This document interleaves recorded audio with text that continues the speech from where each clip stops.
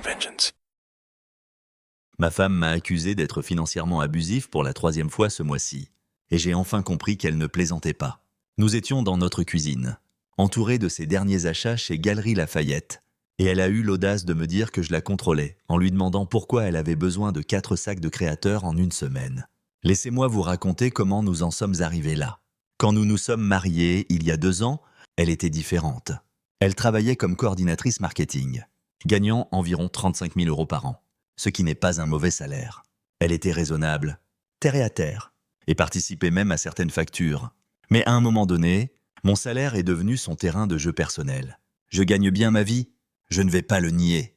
Mais voir quelqu'un se transformer complètement à cause de cela, je ne l'avais pas vu venir. La femme que j'ai épousée se contentait d'un déjeuner chez Paul comme d'un petit plaisir. Maintenant, elle refuse de manger dans un restaurant sans service de voiturier. Tout a commencé doucement, avec quelques dîners coûteux par-ci par-là. Quelques vêtements de créateurs pour des occasions spéciales. Ça ne me dérangeait pas, j'aimais la gâter. Mais ensuite, ça a dégénéré. Chaque semaine, de nouveaux colis arrivaient de chez Dior, Cartier, ou d'une boutique dont je n'avais jamais entendu parler. Quand je posais des questions sur ses achats, elle devenait défensive. « Tu vas vraiment surveiller chaque euro que je dépense », lançait-elle. C'est ça, l'abus financier. L'abus financier, cette expression est devenue son arme de prédilection chaque fois que j'osais poser une question. Un sac à 2800 € acheté sans en parler. Abus financier de demander des explications. 760 € pour un dîner avec ses amis. Abus financier de suggérer que c'était excessif. Mais ce qui m'a vraiment atteint, c'est ceci.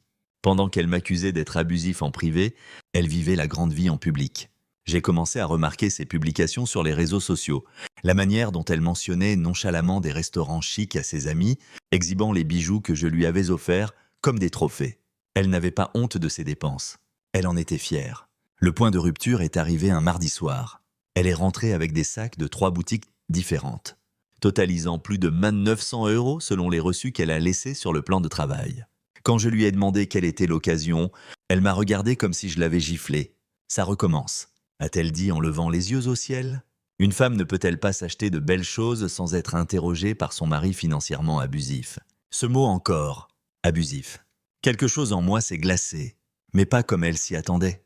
Au lieu de me taire comme d'habitude, j'ai sorti mon téléphone. « Répète ça », je lui ai dit, en lançant l'enregistrement. Elle m'a regardé comme si j'avais perdu la tête. « Qu'est-ce que tu fais ?» Je documente. Puisque tu continues d'utiliser ce mot, je me dis que je devrais garder une trace exacte de quand et pourquoi tu me traites d'abusif. Tu sais, juste au cas où, son visage a blêmi. Tu n'as pas le droit de m'enregistrer sans mon accord. En fait, si, dans notre région. Un seul consentement suffit. Tu te souviens. Mais si tu es si sûr de tes accusations, pourquoi ça te dérange? Elle a essayé de saisir mon téléphone. Mais j'ai reculé. Pour la première fois depuis des mois, j'ai vu quelque chose dans ses yeux que je n'avais pas vu auparavant. De l'incertitude. Effacez ça. A-t-elle exigé? Pourquoi? Si je suis vraiment financièrement abusif, ne voudrais-tu pas des preuves? N'est-ce pas ce que font les victimes? Elle n'a pas pu répondre? À la place, elle a monté les escaliers en trombe, claquant la porte de la chambre derrière elle. Mais le mal était fait, pas pour moi, mais pour le jeu qu'elle pensait mener cette nuit-là. Je me suis assis dans mon bureau et j'ai vraiment regardé nos relevés bancaires pour la première fois depuis des mois. Ce que j'ai vu m'a retourné l'estomac. Elle avait dépensé plus en 3 mois que ce que la plupart des gens gagnent en 1 an. Vêtements de créateurs, repas coûteux, soins en spa, bijoux. Tout ça en continuant son travail habituel et en ne contribuant à aucune dépense du ménage. Mais le vrai choc est venu quand j'ai vérifié ses relevés téléphoniques. Pas parce que je fouillais, mais parce que nous partagions un forfait familial et que je devais vérifier l'utilisation.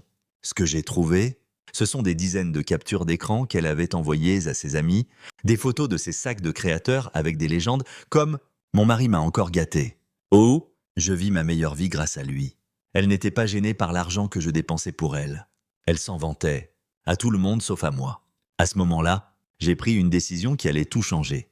Si elle voulait m'accuser d'abus financiers chaque fois que je questionnais ses dépenses, alors je lui donnerais quelque chose de concret à documenter. Pas de l'abus, mais de la responsabilité. J'ai commencé à tout capturer. Ses publications sur les réseaux sociaux à propos de dîners coûteux, ses messages à ses amis exhibant ses achats, chaque reçu, chaque relevé bancaire, chaque débit sur la carte de crédit. Si elle voulait jouer la victime, j'allais être le défendeur le mieux préparé de l'histoire. Le lendemain matin, Elle est descendue comme si de rien n'était, tasse de café de luxe à la main, portant une blouse à 450 € que je ne me souvenais pas d'avoir achetée. « Bonjour, chérie », a-t-elle dit doucement, comme si elle ne m'avait pas traité d'abusif 12 heures plus tôt. J'ai levé les yeux de mon ordinateur où j'organisais des fichiers numériques. « Bonjour, une petite question. Ce dîner que tu as posté hier avec tes amis au Fouquet's, c'était le repas à 750 € sur notre compte. » Son sourire a vacillé. « On en a déjà parlé. »« Non, pas vraiment. Tu m'as accusé d'abus financiers et tu t'es enfui. Ce n'est pas discuter, c'est esquiver. Je n'ai pas à justifier chaque achat auprès de toi. Tu as raison, tu n'as pas à le faire. Mais tu n'as pas non plus le droit de me traiter d'abusif parce que je pose des questions de base sur l'argent qui vient de mon salaire. » Elle a ouvert la bouche pour répondre, probablement avec une autre accusation. Mais j'ai levé mon téléphone. « Vas-y, continuez. Je documente tout maintenant. Tu te souviens ?» Elle a refermé la bouche et a attrapé son sac. « Je suis en retard pour le travail. Bonne journée, ma chérie. Essaie de ne pas dépenser plus que ce que tu gagnes. » Le regard qu'elle m'a lancé aurait pu faire fondre de l'acier, mais pour la première fois depuis des mois. Ça m'était égal. La femme que j'avais épousée avait disparu, remplacée par quelqu'un qui ne voyait en moi qu'un distributeur de billets avec des sentiments. Et si elle voulait me dépeindre comme le méchant dans son histoire, je m'assurerais que tout le monde sache exactement quel genre de victime elle était vraiment. 3 semaines après avoir commencé mon projet de documentation, j'avais assez de preuves pour monter un dossier digne d'un tribunal. Ce que j'ai découvert sur les habitudes de dépenses de ma femme et ses conversations avec ses amis m'a fait bouillir de colère. Mais j'ai gardé mon sang-froid. Chaque capture d'écran, chaque reçu, chaque enregistrement était un clou de plus dans le cercueil qu'elle se construisait elle-même. Le schéma est devenu limpide une fois que j'ai commencé à y prêter attention. Elle dépensait des sommes exorbitantes, puis partageait immédiatement des photos avec ses amis, se vantant de la façon dont son mari pourvoyait à ses besoins, mais dès que je posais une question, j'étais soudainement contrôleur et financièrement abusif. Ces messages étaient un des plus révélateurs. J'ai trouvé des échanges avec sa sœur où elle écrivait des choses comme « J'ai dépensé 1400 € chez Chanel. Mon mari travaille, donc je n'ai plus à m'inquiéter pour l'argent. Certaines femmes se marient pour l'amour. Les intelligentes se marient pour le style de vie. » Ces mots m'ont frappé comme un coup de poing dans l'estomac. Mais ils m'ont aussi donné une clarté sur ce à quoi j'avais affaire. Puis il y avait ces conversations avec ses amis de fac, des captures d'écran d'achat de créateurs avec des légendes comme « les avantages d'avoir un mari généreux ». Et je vis mon rêve pendant que mes amis stressent pour leur loyer. Elle a même envoyé des photos de notre table de salle à manger couverte de sacs de shopping avec le texte « Encore un tour de shopping réussi. Merci mon Dieu d'avoir épousé un homme riche. » Épouser un homme riche, pas épouser l'homme qu'elle aimait. Épouser un homme riche. Mais mon préféré était un message vocal qu'elle a envoyé à sa meilleure amie après l'une de nos disputes. Je ne l'ai entendu que parce qu'elle avait laissé son téléphone sur haut-parleur en se préparant pour aller au lit. Ses mots exacts étaient « Il recommence à être maniaque avec l'argent. Je te jure. Les hommes car pensent qu'ils te possèdent juste parce qu'ils paient pour tout. » Je lui ai dit qu'il était financièrement abusif. Et il a réagi bizarrement. Comme si « Allô ? C'est littéralement ça quand tu essaies de contrôler les dépenses de quelqu'un ?» J'ai enregistré ce message entier avec mon téléphone. Sa propre voix, déclarant clairement qu'elle utilisait des accusations graves pour me manipuler et me réduire au silence. Les reçus de shopping racontaient leur propre histoire. En un mois seulement, 3 700 € chez Louis Vuitton, 2000 heures dans un spa à Saint-Tropez, 700 € pour un dîner pour 6 personnes dans un restaurant de chef étoilé, et 2800 € pour ce qu'elle appelait des vêtements de travail, qui étaient clairement faits pour des séances photos Instagram, pas pour des réunions marketing. Pendant ce temps, elle ne contribuait pas un seul euro à notre prêt immobilier, aux factures, à l'épicerie ou à toute autre dépense du ménage. Son salaire entier de 35 000 € allait directement dans son compte personnel pour ses dépenses personnelles. Pendant ce temps, elle intensifiait ses accusations d'abus financiers. Chaque conversation sur l'argent devenait une leçon sur la manière dont j'essayais de la contrôler. Elle a commencé à utiliser des termes qu'elle avait visiblement cherchés sur Google, parlant de coercition économique et d'emprisonnement financier. Un soir, elle est rentrée avec une montre à 1900 € et j'ai eu le tort de lui demander s'il y avait une occasion spéciale. « Ça recommence », a-t-elle dit, sans même lever les yeux de son téléphone. « Tu questionnes chaque petite chose que je fais avec l'argent, c'est du pur abus financier. Et je le documente. Tu le documentes. » J'ai failli rire. « Qu'est-ce que tu documentes, exactement ?» Le fait que je pose une question, je garde une trace de chaque fois que tu essaies de me faire sentir coupable de dépenser de l'argent.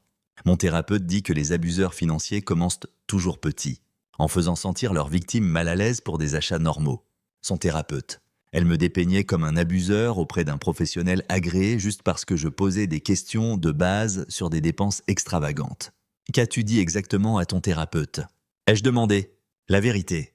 Que tu surveillais mes dépenses?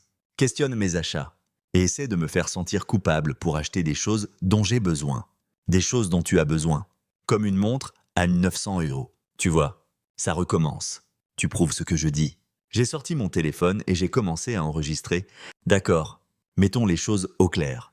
Tu as dépensé 1900 € pour une montre. Avec l'argent que j'ai gagné, sans m'en parler avant. Quand je pose la question, ça fait de moi un abuseur financier. Arrête de m'enregistrer. Réponds à la question.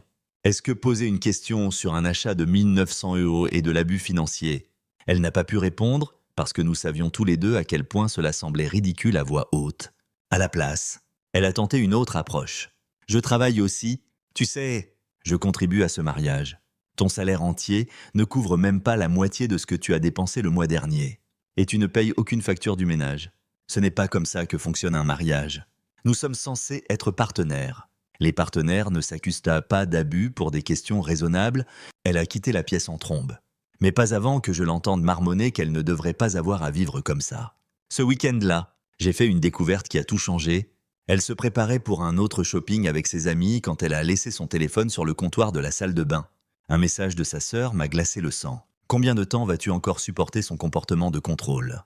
Tu devrais parler à un avocat pour documenter son abus financier. Ça pourrait être utile pour un divorce. Un divorce? Elle planifiait déjà une stratégie de sortie tout en dépensant mon argent comme si de rien n'était. Mais le message suivant était encore pire. J'y pense. Si je peux prouver l'abus financier, je pourrais obtenir une pension alimentaire même si nous ne sommes pas mariés depuis longtemps. Surtout si je peux montrer qu'il m'a rendue financièrement dépendante de lui, rendue financièrement dépendante. Elle avait un travail qui rapportait 35 000 € par an et choisissait de ne payer aucune facture. Ce n'était pas de la dépendance. C'était une stratégie. J'ai capturé les deux messages et les ai ajoutés à ma collection croissante de preuves. Mais j'ai aussi réalisé quelque chose d'important. Elle ne dépensait pas mon argent sans réfléchir, elle construisait un dossier pour un divorce tout en se positionnant comme la victime. Deux pouvaient jouer à ce jeu, sauf que j'allais le jouer mieux. Ce soir-là, elle est rentrée de son shopping avec son habituel chargement de sacs et de boîtes. Mais cette fois, j'étais prêt. Comment était le shopping? Ai-je demandé nonchalamment. Bien, juste quelques petites choses. Définis quelques... Parce que je vois des débits de plus de 2800 € sur notre compte. Son visage s'est empourpré. Ça recommence avec la surveillance de l'argent. En fait, parlons de surveillance. Puisque tu as mentionné documenter mon comportement, j'ai pensé que je devrais aussi documenter le tien. J'ai sorti un dossier rempli de captures d'écran et de reçus imprimés. Ce sont tes messages à tes amis où tu te vantes de dépenser mon argent. Ce sont des reçus montrant que tu as dépensé en 3 mois plus que ce que la plupart des familles se dépensent en 1 an. Et ça, j'ai levé mon téléphone. C'est un enregistrement de toi disant que tu me traites d'abusif pour éviter des questions raisonnables. Son visage a blêmi. Tu ne peux pas utiliser ça. Pourquoi pas? Si tu es vraiment victime d'abus financiers, ne voudrais-tu pas que tous les faits soient révélés? Elle n'a pas pu répondre, car il n'y avait pas de réponse. Elle était prise la main dans le sac. Et nous le savions tous les deux. Efface-les, a-t-elle fini par dire. Non, tu vois, le truc avec une vraie documentation, c'est qu'elle raconte toute l'histoire. Pas seulement les parties qui te font passer pour une victime. Cette nuit-là, elle n'est pas venue se coucher avant minuit passé. Et quand elle l'a fait, elle est restée allongée à fixer le plafond, comme si elle essayait de trouver son prochain coup. Tant mieux qu'elle réfléchisse, parce que pendant qu'elle planifiait sa stratégie de divorce, je construisais un dossier étanche qui révélerait exactement quel genre de victime elle était vraiment. L'explosion est arrivée exactement une semaine plus tard, déclenchée par ce qu'elle pensait probablement être un achat de routine. Elle est entrée avec un petit sac Cartier, essayant de le cacher derrière son sac à main comme si je n'allais pas remarquer le ruban rouge distinctif. J'étais assis à la table de la cuisine, ordinateur ouvert, entouré de dossiers organisés contenant les preuves que je rassemblais contre elle. Quand elle a vu mon installation, son visage a blêmé. « C'est quoi tout ça ?» a-t-elle demandé, en désignant les papiers et les dossiers. « De la recherche. Tu comprendras dans 1 minute, mais d'abord, parle-moi du sac Cartier. » Elle a resserré son emprise sur le petit sac. « Ce n'est rien. Juste un petit cadeau pour moi. Un petit cadeau. De chez Cartier, qui a débité 3 900 € sur notre compte commun. Le chiffre l'a frappée comme une gifle. Elle ne s'attendait clairement pas à ce que je vérifie le compte aussi vite. Je travaille dur. Je mérite de belles choses. Tu travailles dur à dépenser de l'argent que tu n'as pas gagné pour des choses dont tu n'as pas besoin, tout en traitant d'abusif celui qui paye pour tout. Ne recommence pas avec ça. Recommencer quoi? Poser des questions sur un achat de 3 900 €. Laisse-moi deviner, ça fait de moi un abuseur financier encore. Non, elle a posé le sac sur le plan de travail avec plus de force que nécessaire. Tu sais quoi? Oui, c'est ça. Les maris normaux n'interrogent pas leurs femmes sur chaque achat. Les femmes normales ne dépensent pas plus qu'elles ne gagnent tout en ne contribuant à aucune dépense du ménage. Je contribue largement à ce mariage. Cite une seule facture que tu payes. Une seule. Vas-y. Elle a ouvert la bouche, puis l'a refermée. Nous savions tous les deux qu'elle ne pouvait pas citer une seule dépense qu'elle couvrait. Ce n'est pas le sujet, a-t-elle fini par dire. Le mariage, c'est une question de partenariat. Pas de compter les points. Partenariat. J'ai pris une capture d'écran imprimée dans ma pile. C'est ça le partenariat. Ton message à ta sœur disant que les femmes intelligentes se marient pour le style de vie. Pas pour l'amour. Son visage a blêmi quand j'ai brandi la preuve. Tu as fouillé dans mon téléphone? Pas besoin. Tu l'as laissé sur haut-parleur. Mais puisqu'on parle de fouiller, discutons de ce que j'ai trouvé. J'ai étalé plusieurs impressions sur la table comme des cartes à jouer. Des messages où tu te vantes auprès de tes amis de dépenser mon argent. Des publications sur les réseaux sociaux exhibant des achats avec des légendes sur la manière dont je pourvois à tes besoins. Et mon préféré, j'ai brandi une autre capture d'écran. Ta conversation avec ta sœur sur l'utilisation d'accusations d'abus financiers pour obtenir une pension alimentaire dans un divorce. Le silence dans la pièce était assourdissant. Elle a fixé les preuves comme si elles étaient écrites dans une langue étrangère. Ce n'est pas ce que ça voulait dire, a-t-elle murmuré. Vraiment, parce que ça semble assez clair. Tu planifiais de divorcer de moi tout en te positionnant comme une victime d'abus financiers, tout en dépensant de l'argent comme si tu essayais de soutenir à toi seul l'industrie du luxe. Tu déformes tout. Je te lis tes propres mots. Elle a tenté une autre approche, sa voix prenant ce ton manipulateur que j'avais appris à détester. Écoute, peut-être qu'on a tous les deux dit des choses qu'on ne pensait pas. On peut surmonter ça? Thérapie de couple. Mets-leur communication. Mets-leur communication. Comme quand tu as dit à ton thérapeute que j'étais financièrement abusif, sa bouche s'est ouverte. Elle avait oublié que je savais ça. Ou peut-être une meilleure communication comme planifier ma ruine financière avec ta sœur dans mon dos. Ce n'était pas comme ça. Alors c'était comment? Explique-moi comment planifier une pension alimentaire basée sur de fausses accusations d'abus est une bonne communication. Elle ne pouvait pas l'expliquer, car il n'y avait pas d'explication qui ne la faisait pas ressembler exactement à ce qu'elle était, une manipulatrice intéressée par l'argent qui s'était fait prendre. « Je pense que tu devrais partir », a-t-elle fini par dire. J'ai ri, vraiment ri. Moi, partir. C'est ma maison. Je paye le prêt immobilier. Les factures? L'assurance. Les impôts. Tu veux que je quitte la maison que je paye parce que tu t'es fait prendre en train de mentir. Bien, alors je partirai. Avec quel argent? Ton salaire que tu dépenses en sac de créateur chaque mois. La réalité de sa situation commençait enfin à la frapper. Elle vivait tellement au-dessus de ses moyens depuis si longtemps qu'elle avait oublié à quoi ressemblait sa situation financière réelle sans moi. « Tu ne peux pas simplement me couper les vivres ?» a-t-elle dit, la panique perçant dans sa voix. « Regarde-moi. » J'ai sorti mon téléphone et ouvert notre application bancaire. En quelques clics, j'ai supprimé son accès à nos comptes communs. Qu'est-ce que tu fais? Je te donne ce que tu veux. L'indépendance financière. Plus d'abus financiers de la part de ton mari contrôlant. Tu ne peux pas faire ça? En fait, si. Ce sont mes comptes auxquels je t'ai gracieusement donné accès. Considère cet accès révoqué. Elle s'est jetée sur mon téléphone. Mais j'étais prêt. J'ai reculé et l'ai tenue hors de portée. Rends-moi mon accès. Ton accès à quoi? À l'argent que tu n'as pas gagné. À l'argent que tu utilisais tout en complotant contre moi. Je vais signaler ça à la police. Signaler quoi? Que j'ai restreint l'accès à mes propres comptes bancaires. Bonne chance avec ça. La panique dans ses yeux était réelle maintenant. Elle comprenait enfin que son style de vie soigneusement construit était sur le point de s'effondrer. On peut réparer ça, a-t-elle dit, la voix brisée. Je vais changer. Je vais arrêter de dépenser autant. On peut aller en thérapie. Thérapie. Avec le thérapeute à qui tu mens en disant que je suis financièrement abusif. Je trouverai un nouveau thérapeute. On peut repartir de zéro. Il n'y a pas de repartir de zéro. Tu m'as montré exactement qui tu es. Et je te crois. J'ai rassemblé toutes les preuves sur la table et les ai remises dans leur dossier. Qu'est-ce que tu vas faire avec tout ça ?» a-t-elle demandé. « Eh bien, puisque tu planifiais de divorcer de moi et de réclamer une pension alimentaire en t'appuyant sur des accusations d'abus financiers. J'ai pensé que je devrais être prêt à me défendre. Je n'allais pas vraiment faire ça. Les messages disent le contraire. » Elle était là, dans notre cuisine, vêtue de vêtements de créateur, avec des bijoux à 3 900 €, entourée de sacs de shopping, et a enfin réalisé que sa maison de cartes s'effondrait. « Et maintenant ?» a-t-elle murmuré. Je l'ai regardée, cette étrangère qui avait remplacé la femme que j'avais épousée, et je n'ai ressenti qu'une froide détermination. « Maintenant, tu obtiens exactement ce que tu as dit vouloir à tout le monde. La liberté de ton mari financièrement abusif. Je ne veux pas divorcer. Dommage. Parce que moi, si. Le lendemain matin, j'ai fait rédiger les papiers de divorce. Pas parce que j'étais en colère, bien que je le sois. Pas parce que j'étais blessé, bien que je le sois aussi. Mais parce que j'ai enfin compris que la femme que j'avais épousée était partie, remplacée par quelqu'un qui ne voyait en moi qu'un moyen de financer un style de vie qu'elle ne pourrait jamais se permettre seule. Elle pensait jouer aux échecs pendant que je jouais aux dames. Mais elle avait oublié une chose cruciale. J'étais celui qui avait toutes les pièces. Les papiers de divorce ont été signifiés un jeudi matin pendant qu'elle se préparait pour aller au travail. Je n'étais pas là pour voir sa réaction, mais j'ai entendu dire par l'huissier qu'elle était devenue complètement hystérique et avait tenté de refuser les documents. Quand je suis rentré ce soir-là, elle m'attendait dans le salon, les yeux rouges et des mouchoirs éparpillés autour d'elle comme des confettis.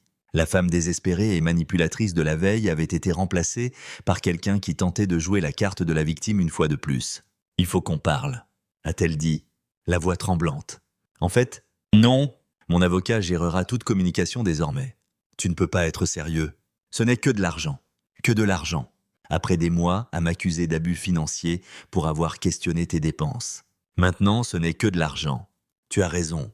C'est juste de l'argent. Tes problèmes d'argent. » Précisément.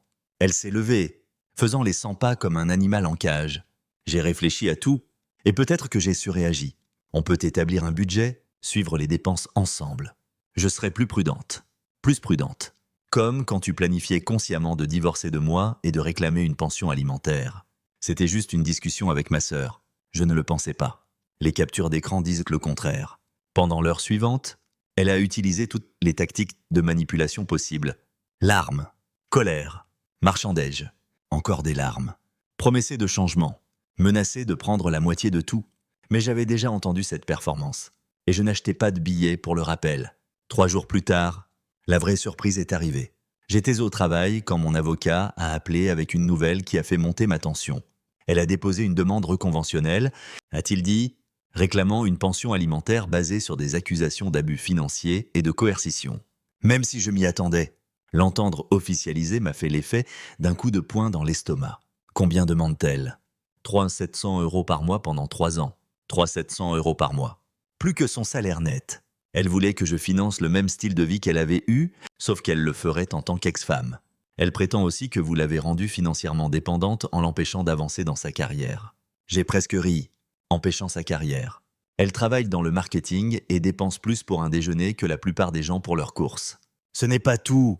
Elle affirme que vous contrôliez toutes les finances et ne lui donniez pas accès aux fonds conjugaux. J'ai des captures d'écran d'elle se vantant d'avoir un accès illimité à l'argent pour dépenser. Bien, nous en aurons besoin. Mais il y a plus. Elle prétend que vous l'avez isolée de ses amis et de sa famille en la rendant trop gênée par votre contrôle financier pour socialiser. L'audace était stupéfiante. La femme qui dépensait 750 € pour un dîner avec des amis prétendait que je l'isolais de la vie sociale. Quand est l'audience ? Dans 6 semaines. Mais je dois vous prévenir, ces affaires peuvent devenir compliquées. Les accusations d'abus financiers sont prises au sérieux par les tribunaux, même quand elles sont fabriquées. Alors, c'est une bonne chose que j'ai tout documenté. Ce soir-là, elle m'attendait encore. Mais cette fois, son approche était différente. Elle avait troqué l'attitude de victime pour une fausse confiance. « J'espère que tu es content », a-t-elle dit. « Maintenant, nous avons tous les deux des avocats et ça va coûter cher. Cher pour l'un de nous seulement. Je ne suis pas celui qui demande 3 700 € par mois en aumône. Ce n'est pas de l'aumône. C'est une pension alimentaire.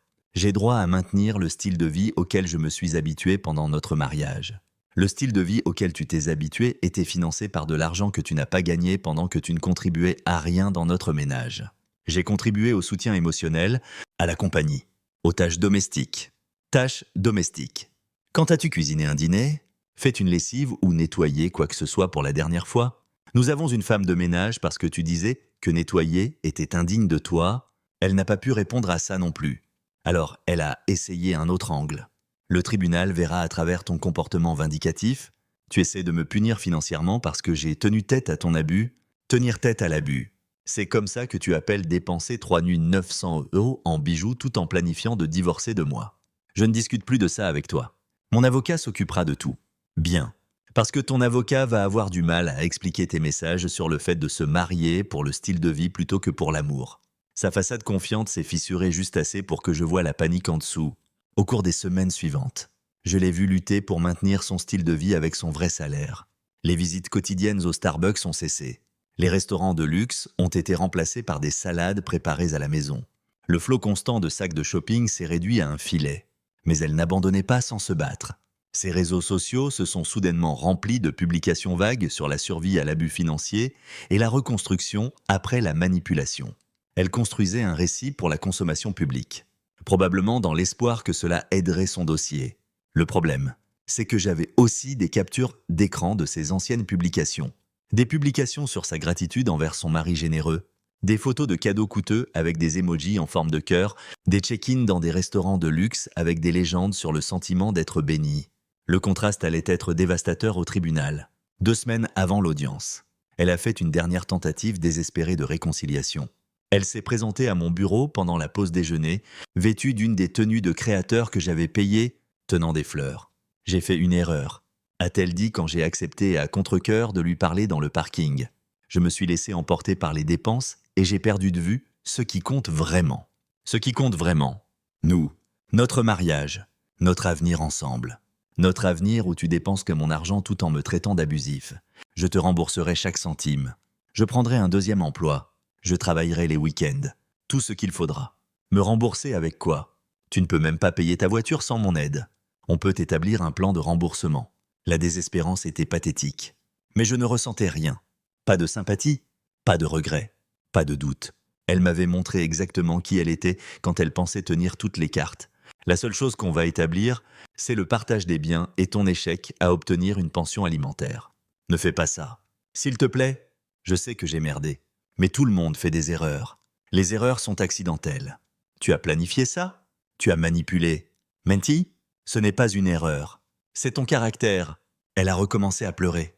Mais c'était des larmes calculées pour manipuler, pas du remords sincère. J'ai des preuves de tout. J'ai continué. Tes dépenses. Tes mensonges à ton thérapeute. Tes plans pour divorcer de moi. Tes vantardises auprès de tes amis sur l'argent que je dépense.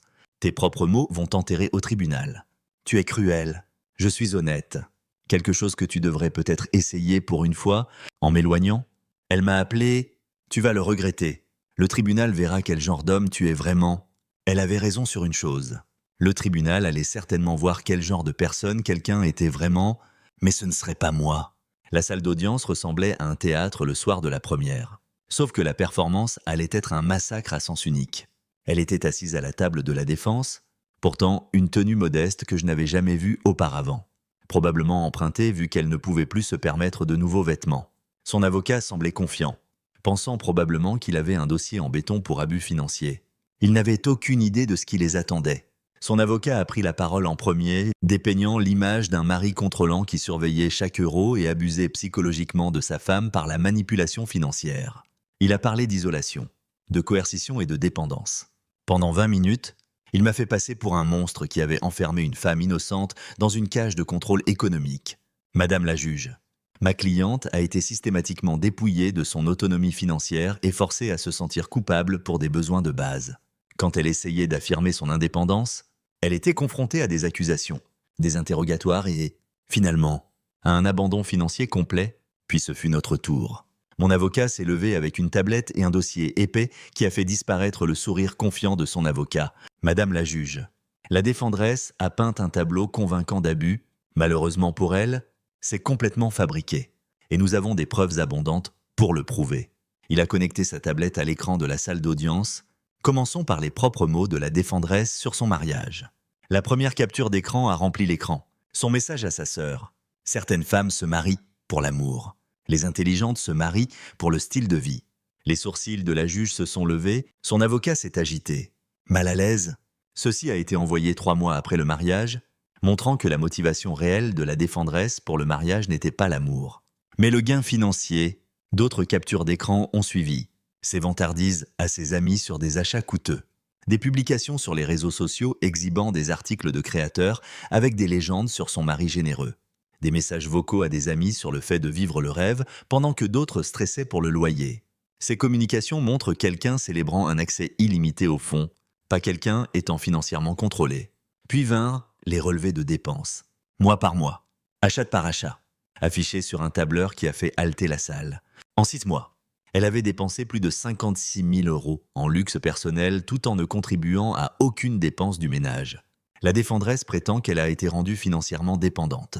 Madame la juge, en réalité, elle a choisi de ne contribuer à aucune dépense du ménage malgré un revenu annuel de 35 000 €. Son salaire entier était destiné à des dépenses personnelles tandis que le plaignant couvrait 100% des frais de vie. Son avocat a tenté de faire objection, mais la juge l'a repoussé. Elle voulait voir où cela menait.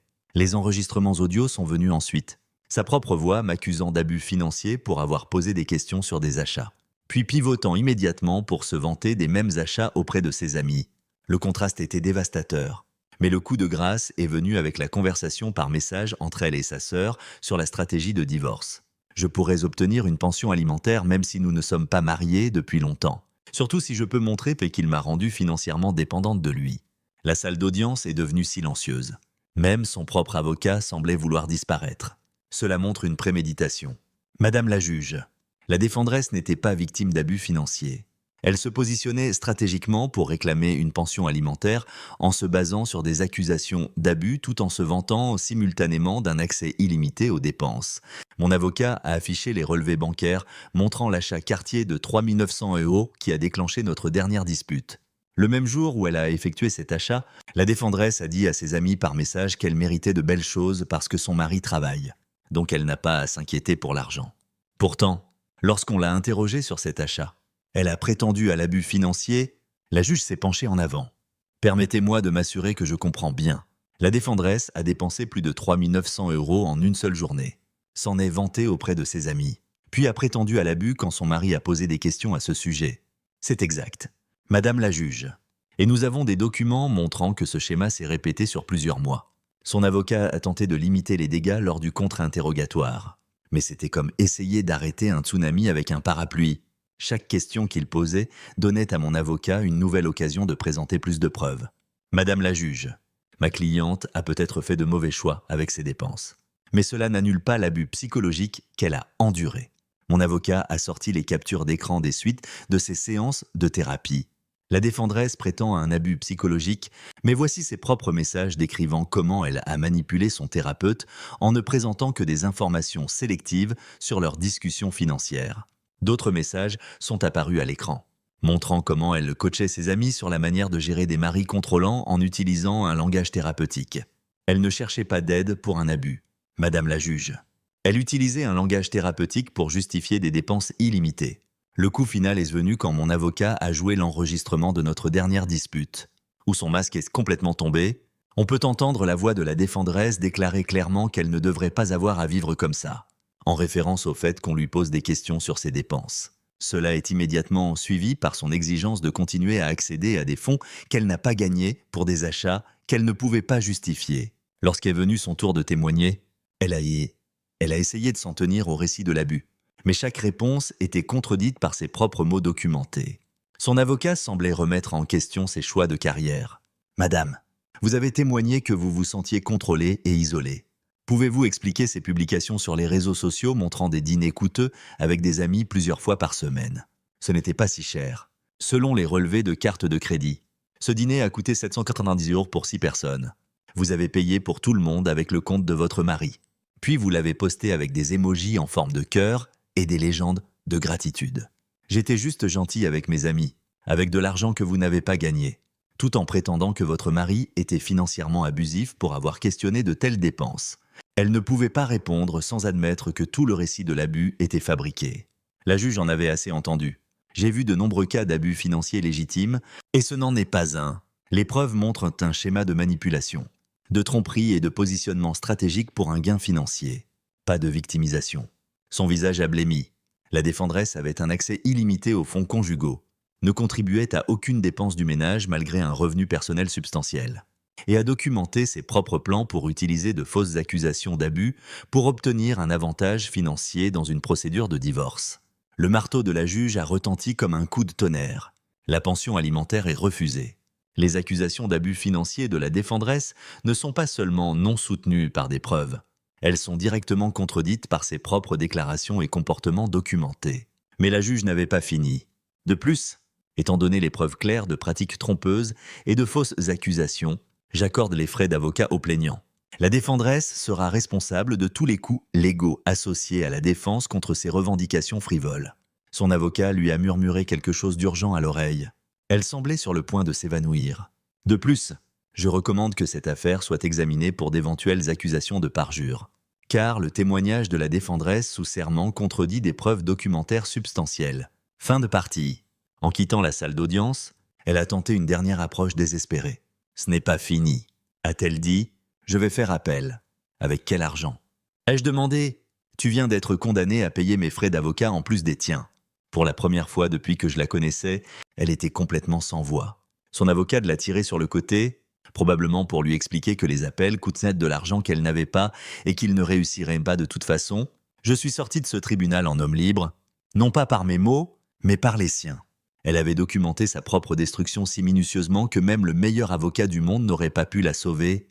Parfois, la meilleure défense est simplement de laisser les gens montrer exactement qui ils sont. 6 mois après la finalisation du divorce, je l'ai croisée chez Carrefour, pas dans les boutiques de créateurs qu'elle fréquentait autrefois, pas chez Monoprix où elle achetait des courses à 90 €, mais chez Carrefour. Elle poussait un chariot rempli de produits de marque générique, l'air complètement différent de la femme qui dépensait des milliers sans ciller.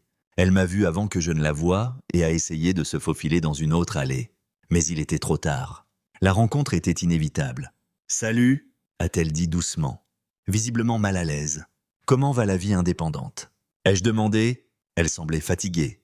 Les vêtements de créateur avaient disparu, remplacés par des tenues basiques probablement achetées dans le même magasin où nous nous trouvions. Ses mèches coûteuses avaient poussé, laissant apparaître sa couleur naturelle.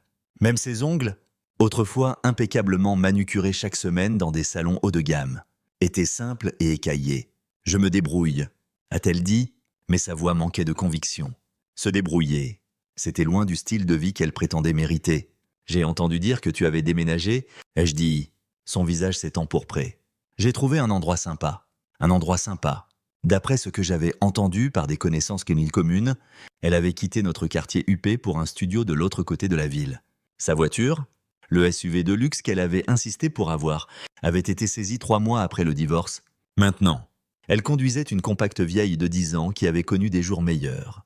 Et le travail, toujours dans la même entreprise. Toujours le même salaire de 35 000 € qu'elle considérait autrefois comme de l'argent de poche. Sauf que maintenant, il devait couvrir le loyer, les factures, les courses, les paiements de voiture et toutes les autres dépenses dont elle ne s'était jamais souciée quand je gérais tout.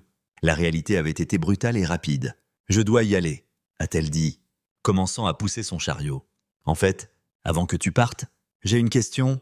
Comment vont tes amies, celles que tu emmenais dans des restaurants chics ?»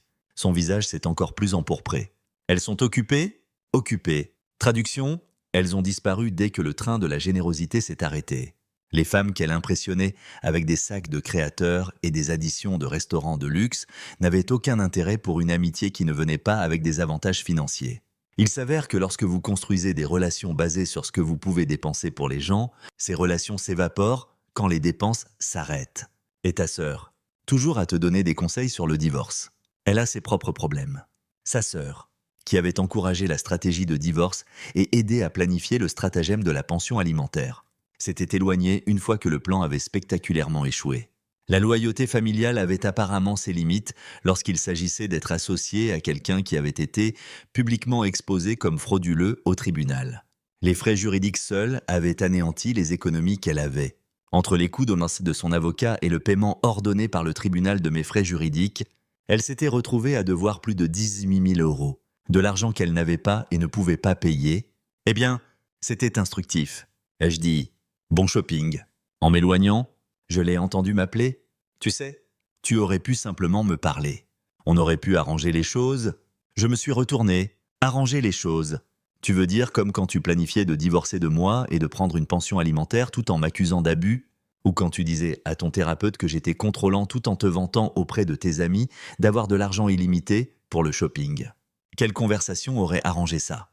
Elle n'avait pas de réponse. Car il n'y en avait pas. Certaines personnes ne changent pas tant qu'elles ne sont pas forcées d'affronter les conséquences. Et même alors, elles blâment généralement tout le monde, sauf elles-mêmes, pour leur situation. La vérité, c'est qu'elles n'avaient jamais voulu arranger les choses. Elles voulaient avoir le beurre et l'argent du beurre. De l'argent illimité pour dépenser, aucune responsabilité, et la supériorité morale d'être une victime. Quand ce fantasme s'est effondré, elle a essayé de me blâmer pour ne pas l'avoir davantage soutenue. 3 mois plus tard, j'ai entendu dire qu'elle avait commencé à sortir avec quelqu'un de nouveau, un gars qui travaillait dans la même entreprise, gagnait à peu près le même salaire qu'elle. D'après ce qu'on m'a dit, elle avait complètement changé son approche des relations. Plus de discussions sur le style de vie et le luxe, plus d'attentes de créateurs. Elle avait appris à la dure que lorsqu'on se met un prix hors de l'amour, on finit seul et fauché. Mais voici le truc avec les conséquences. Ce ne sont pas des punitions, ce sont des leçons. Elle avait passé tout notre mariage à me traiter comme un distributeur de billets tout en se faisant passer pour une victime chaque fois que je questionnais son comportement. Maintenant, elle vivait la vie que son revenu réel pouvait supporter. Et soudain, elle comprenait ce que signifiait vraiment l'indépendance financière. Ce n'étaient pas des sacs de créateurs et des dîners coûteux. C'était choisir entre des courses haut de gamme et l'essence. C'était faire ses achats dans des magasins discount et découper des coupons. C'était réaliser que 35 000 € par an ne vont pas aussi loin qu'on le pense quand on doit vraiment payer ses propres factures. La femme qui avait dit à ses amis que les femmes intelligentes se mariaient et pour le style de vie apprenait maintenant ce qui se passe quand ce style de vie disparaît. Elle découvrait que le mariage basé sur des opportunités financières plutôt que sur un véritable partenariat s'effondre dès que l'opportunité s'arrête. Quant à moi, j'étais enfin libre de trouver quelqu'un qui voulait construire une vie ensemble plutôt que de simplement profiter de celle que j'avais déjà bâtie. Quelqu'un qui voyait le mariage comme un partenariat, pas une transaction commerciale. Quelqu'un qui comprenait que l'amour ne se mesure pas en reçu de shopping et en étiquette de créateur. Le divorce m'avait coûté de l'argent, du temps et de l'énergie émotionnelle. Mais il m'avait aussi appris quelque chose d'inestimable sur la reconnaissance de la manipulation avant qu'elle ne prenne racine. J'avais appris à faire confiance aux actions plutôt qu'aux mots, aux schémas plutôt qu'aux promesses, et aux comportements documentés plutôt qu'aux appels émotionnels. Elle m'avait accusé d'abus financiers pour avoir posé des questions raisonnables sur des dépenses extravagantes. En fin de compte, la seule personne qui a souffert d'abus financiers dans notre mariage, c'était moi, finançant constamment un style de vie pour quelqu'un qui voyait ma générosité comme une faiblesse et mes limites comme une oppression. Mais l'histoire s'est terminée exactement comme elle le devait. Elle a obtenu l'indépendance financière qu'elle prétendait vouloir. Et j'ai obtenu la liberté de trouver quelqu'un qui méritait vraiment la vie que j'étais prêt à partager. Parfois, la meilleure revanche n'est pas de planifier des stratagèmes élaborés. Parfois, il s'agit simplement de s'écarter et de laisser les gens expérimenter les conséquences naturelles de leur choix. Elle voulait jouer la victime tout en vivant comme une reine. Maintenant, elle apprenait ce que signifiait vraiment la lutte financière. Et moi, j'apprenais ce que ça faisait d'être vraiment apprécié par quelqu'un qui comprenait la différence entre être soutenu et être exploité. La femme qui avait troqué l'amour pour le luxe s'est retrouvée sans l'un ni l'autre. Ce n'était pas de mon fait, c'était juste des mathématiques. Quand on mise tout sur la générosité de quelqu'un d'autre, on perd tout quand cette générosité s'épuise. Elle avait obtenu exactement ce qu'elle demandait depuis le début. Une vie où personne ne pouvait l'abuser financièrement en questionnant ses décisions de dépenses. Parce que maintenant, enfin, elle dépensait son propre argent. Notre histoire est terminée. Si vous êtes arrivé jusqu'ici, pourquoi ne pas vous abonner à notre chaîne? Cela nous aide énormément. J'ai sélectionné 2 autres vidéos que je suis sûr que vous apprécierez. N'hésitez pas à cliquer dessus. Je vous attendrai dans la prochaine histoire des prochaines histoires. À bientôt!